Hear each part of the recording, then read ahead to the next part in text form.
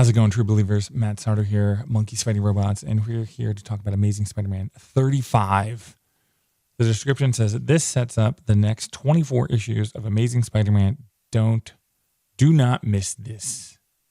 And I was like, okay, let me go check back in to see where Spider-Man is and, what we've been up to and everything. So I read the issue, and it's over before it even starts. I feel like it's a very quick issue, and I don't know.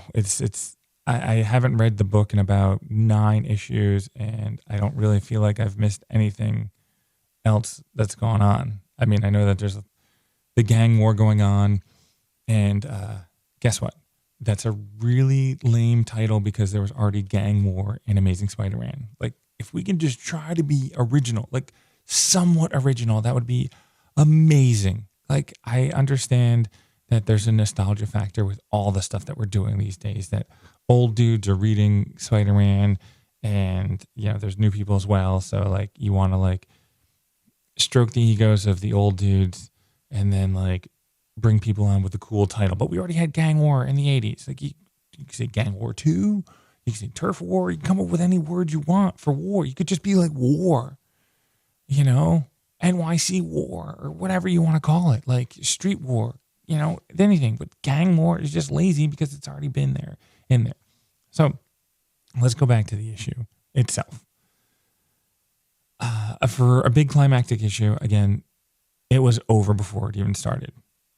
We're still dealing with this, like, dumb Mary Jane Peter Parker vibe. It's like just awkward and annoying. Like, she's got to get out of the book. Just for Peter to move on or to evolve as a character, she's got to go to the wayside. It just has to happen. Like this I'm sorry, I know you're sorry, oh man, this, that, blah, blah. It's just, we're done. We're seriously just done with this book. Like, stop. Like, seriously, stop with the Mary Jane stuff. Like, just get her out of the book. If you want her to be happy, just have her go off into the sunset and have her be happy. If you want Peter to, like, evolve as a character, like, kill her off and have him deal with that he's, like, lost 2 of his, Daredevil's done it. Those other characters done it. Like, just kill her off. It's fine. Like, that's what you just got to get over this. The cool thing about this book is that the artwork is pretty amazing. So let's go to the artwork and talk about that. Zeb Wells is the writer on this book. What do we got? Patrick Gleason is the artist.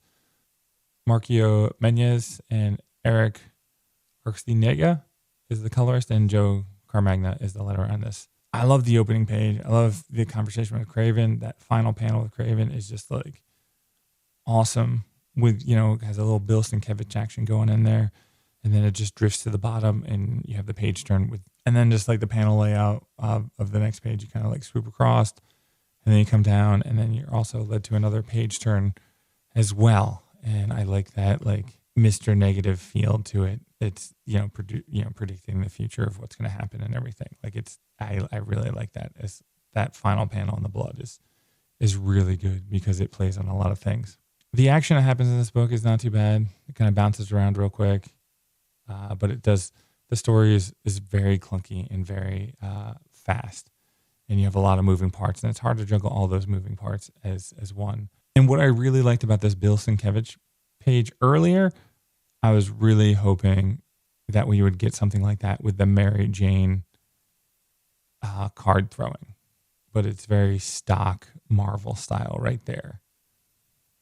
And it looks cool, but I'm still like, oh, it's Gambit. What's Gambit doing? Like, there was nothing that, like, makes her stand out on her own thing. So there's some really cool things that are going on here. You feel like Spider-Man's going to go really dark, and then he doesn't go dark enough. And then where you're actually going to have, like, some growth of a character. This Kraven on the street sign and the moon in the background. Me and the moon in the background. Jamie and I'll talk about it. But this is probably the best picture right here, with the dark colors and the black eyes, and then Spider in the red, and then you have Peter Parker in the black suit, like, and you have this nice little squinty eye Spider-Man. Like, it's on.